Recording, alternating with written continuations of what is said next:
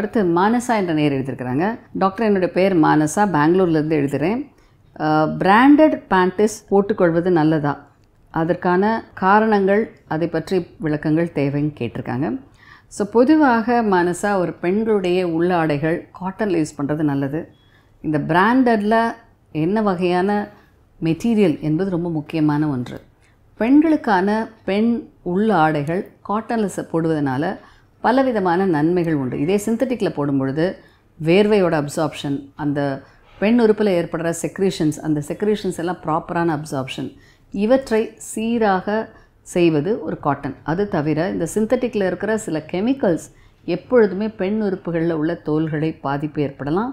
இதனால் சில பின் விளைவுகளும் ஏற்படலாம். அதனால தான் நீங்கள் இப்போ டயாக்சின் சொல்கிறோம். பெண்ணோட பேண்ட் நாப்கின்ஸில் இருக்கிற டயாக்சினே எண்டோமெட்ரியோசிஸ், கேன்சர், வல்வல் கேன்சர் இவற்றெல்லாம் உருவாக்குறதுன்னு சொல்லி கண்டுபிடிச்சிருக்காங்க.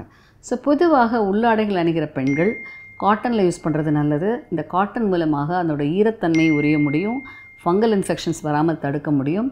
பல நேரங்களில் இந்த வகையான உள்ளாடைகள் வருகிற தொத்துக்கள்லேருந்து தடுப்பதற்கும் வழிமுறையாகும்.